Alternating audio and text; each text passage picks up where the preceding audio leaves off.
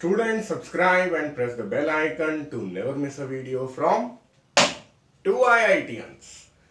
आज हम लोग करेंगे magnetic field due to an infinitely long thick current carrying wire. ये जो सर्कल बना हुआ है इसे आपको ऐसे समझना है कि एक बहुत मोटा वायर है जो इस तरफ भी आगे बढ़ा है और बोर्ड के अंदर भी परपेंडिकुलर इस तरह से है और इसमें बाहर की तरफ करंट आ रहा है। इस करंट की वजह से इसके अंदर भी मैग्नेटिक फील्ड होगी और इसके बाहर भी मैग्नेटिक फील्ड होगी। उसी को हम लोग कैलकुलेट करेंगे और उसको कैलकुलेट करने के लिए हम लोग यूज क्या करेंगे, एम्पियर सर्किटल लॉ। वो तो आप जानते ही हैं, हम लोग एक बार पढ़ चुके हैं। Integration of B dot dl, जहां पे dl और B दोनों वेक्टर्स हैं, म्यू नॉट इंटू आई क्या होता है, आई एंक्लोज्ड। सबका मीनिंग बताऊंगा जो लोग नए हैं उनके लिए, और अगर आप पहले से जानते हैं तो वीडियो को आगे बढ़ा सकते हैं। देखिए, बी होता है मैग्नेटिक फील्ड और डीएल होता है differential length element. Length element हम लोग किस में बनाएंगे, देखिए आप एक एम्पीरियन लूप बना लेते हैं इसके अंदर, इस तरह का एम्पीरियन लूप जिसका सेंटर इस वायर के सेंटर से कोइंसाइड कर रहा हो, मतलब क्रॉस सेक्शन में ही एम्पीरियन लूप बना लेते हैं, ठीक है। और एम्पीरियन लूप का रेडियस आर ले लेते हैं। अगर हम इनसाइड मैग्नेटिक फील्ड निकालना चाहते हैं, यानी इस वायर के अंदर की मैग्नेटिक फील्ड निकालना चाहते हैं, तो एम्पीरियन लूप का रेडियस वायर के रेडियस से कम होगा। और अगर हम बाहर निकालना चाहते हैं तो आप समझ ही गए होंगे कि भाई उस केस में हम लोग एम्पीरियन लूप थोड़ी बड़ी बनाएंगे और लूप का रेडियस जो होगा वो करंट कैरिंग वायर के रेडियस से बड़ा होगा। तो ये रही अंदर वाली एम्पीरियन लूप और ये रही बाहर वाली एम्पीरियन लूप। इसी एम्पीरियन लूप में एक छोटा सा पार्ट ले लेते हैं। इस छोटे से पार्ट को हम लोग क्या कह देते हैं, डीएल, यानी कि लेंथ एलिमेंट, ठीक है। अब इसमें बाहर अगर आपका करंट आ रहा है तो मैग्नेटिक फील्ड ऐसे ही चलेगी, है ना। हम लोग ने देखा है ना राइट हैंड थंब रूल। तो बाहर आने की करंट की जो डायरेक्शन है वो हमारे थंब की डायरेक्शन है और हमारी राइट हैंड की उंगलियां जैसे कर्ल कर रही हैं उस डायरेक्शन में हमारा मैग्नेटिक फील्ड जा रहा है। तो चलो मैग्नेटिक फील्ड की भी डायरेक्शन बना लेते हैं। तो ये रही मैग्नेटिक फील्ड की डायरेक्शन, ठीक है। तो मैग्नेटिक फील्ड की डायरेक्शन और लेंथ एलिमेंट की डायरेक्शन सेम है, बीच में एंगल क्या होगा, 0 डिग्री। अभी उस पर भी आएंगे। तो अब म्यू नॉट क्या है, म्यू नॉट है आपका permeability of free space. Mu naught की वैल्यू भी हम लोग ने याद की थी, 4 पाई इंटू 10⁻⁻7 न्यूटन पर एम्पियर स्क्वायर। फिर उसके बाद आई E N C, E N C मतलब एंक्लोज्ड, ठीक है। तो ये रहा करंट एंक्लोज्ड। तो एम्पियर सर्किटल लॉ के स्टेटमेंट को यूज करेंगे और आगे बढ़ेंगे। थोड़ी जगह साफ करें। तो सबसे पहला स्टेप हमारा होना चाहिए कि हम लोग आई एंक्लोज्ड निकाल ले, यानी कि इस लाल वाले एम्पीरियन लूप से कितना करंट जा रहा होगा। उसके लिए एक और चीज जाननी पड़ेगी, करंट डेंसिटी। तो current density J is equal to I A होती है। इसके बारे में हम लोगों ने करंट इलेक्ट्रिसिटी चैप्टर में पढ़ा था। जो लोग नहीं जानते हैं वो लोग धीरे धीरे पढ़ें। अब I है इस पूरे मोटे वायर से जाने वाला करंट और A है इस पूरे मोटे वायर का क्रॉस सेक्शन, यानी कि ब्लैक बाउंड्री के हिसाब से क्रॉस सेक्शन। तो अब अगर मान लीजिए हमें इसके अंदर से जाने वाला करंट निकालना है तो वो भी J होगा। वो क्या होगा, आई एंक्लोज्ड डिवाइडेड बाई एरिया एंक्लोज्ड। एरिया एंक्लोज्ड कौन सा, लाल वाली बाउंड्री के हिसाब से जाने वाला, क्योंकि हम लोग यहाँ पे अजम्पशन कर रहे हैं कि कांस्टेंट करंट डेंसिटी है, यानी कि हमारा जो J है वो कांस्टेंट है। अब अगर आई एंक्लोज निकालना है तो वो हो जाएगा J इंटू ए एंक्लोज। ए एंक्लोज है कितना, A मल्टीप्लाइड एरिया ये वाला है लाल वाली बाउंड्री के अंदर। लाल वाली बाउंड्री के अंदर कितना एरिया आएगा, पाई छोटा r स्क्वायर। तो अगर करंट एंक्लोज्ड आपने निकाल लिया है तो सारा काम आपका हो चुका है, मान के चलिए। तो mu naught into J pi R square यहां से उठा लिया। अब integration of B dot DL में बिल्कुल आप परेशान मत होइए, यहां पर जो डिफरेंशियल लेंथ एलिमेंट है और बी है, दोनों के बीच में एंगल 0 डिग्री है, तो डॉट प्रोडक्ट है। तो कैसे आएगा ये, इंटीग्रेशन ऑफ बी डीएल को आप लिख सकते हो integration of B DL cos theta यानी कॉस 0 डिग्री इस केस में। तो यहां पर आ जाएगा बी डीएल, लेकिन आपका जो b है वो कांस्टेंट है, तो b भी बाहर आ जाएगा, इंटीग्रेशन ऑफ बी डीएल बच जाएगा। तो यहां से हम लोग लिख सकते हैं आप स्कूल के एग्जाम में या किसी भी एग्जाम में इसके बाद ये सीधे लिख दीजिए और रीजन दे दीजिए, angle between b and DL is 0 degree.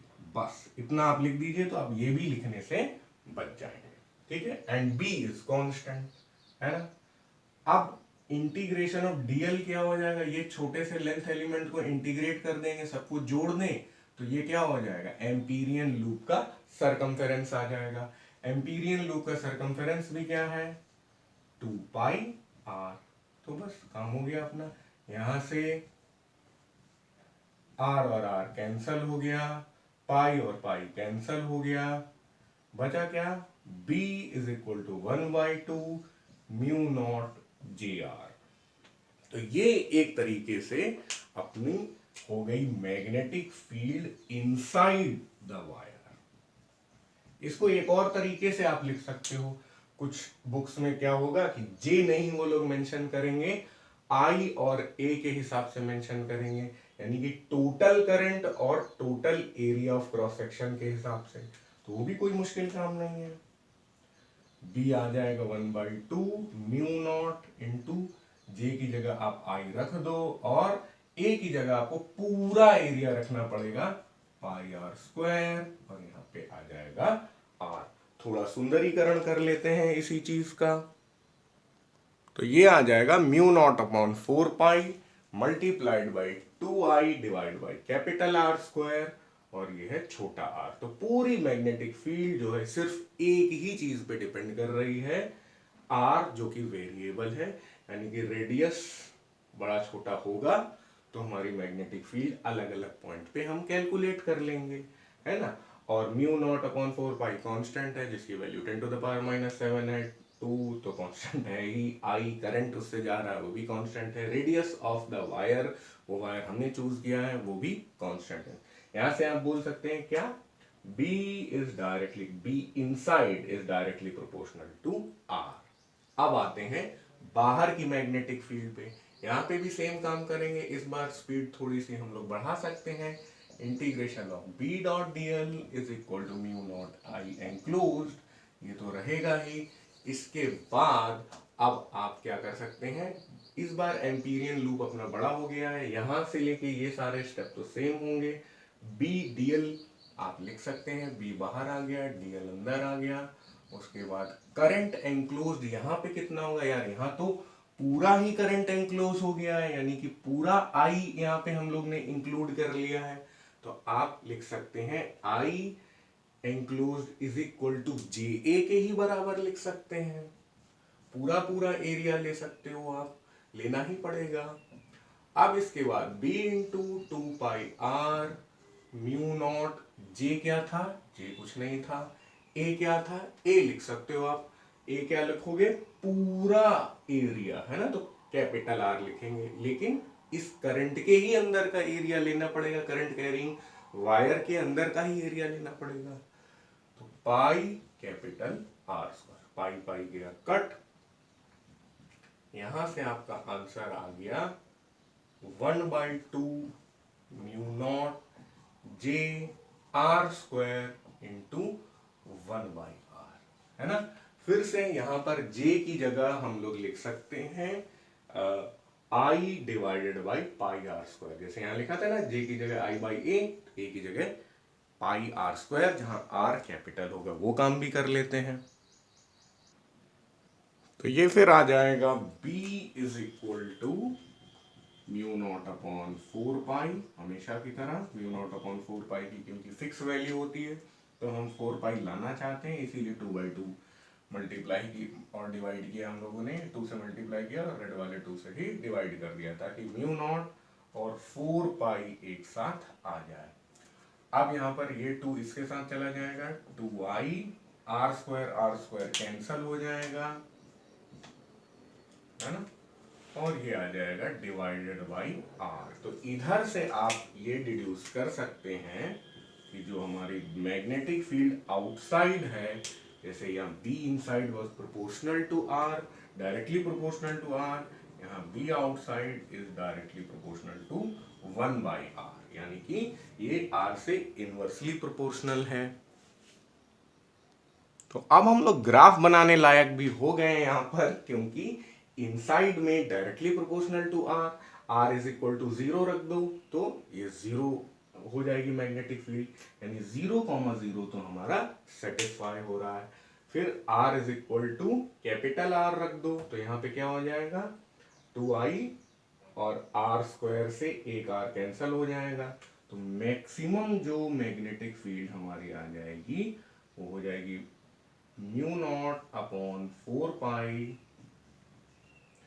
2i divided by capital R, है ना। वो चीज आप यहां से भी देख सकते हो, आर की वैल्यू आप अगर कैपिटल आर रख देंगे तो यही वैल्यू यहां भी आ जाएगी। तो यानी कि कंटिन्यूअस ग्राफ है, 0,0 से लेके यहां तक कैसा है, डायरेक्टली प्रोपोर्शनल टू आर। फिर इस पॉइंट पर आ गए यानी आउटसाइड आ गए, तब हम लोग इनवर्सली प्रोपोर्शनल टू आर हैं, तो फिर ये एक्सपोनेंशियली गिर जाएगा। तो ये रहा हमारा फाइनल ग्राफ। तो जैसा भी क्वेश्चन में दिया हो उसी हिसाब से आप इसे डिराइव करना। अगर टोटल करंट दिया हो तो ये दोनों आंसर होंगे, और अगर करंट डेंसिटी दिया हो तो ये दोनों आंसर होंगे।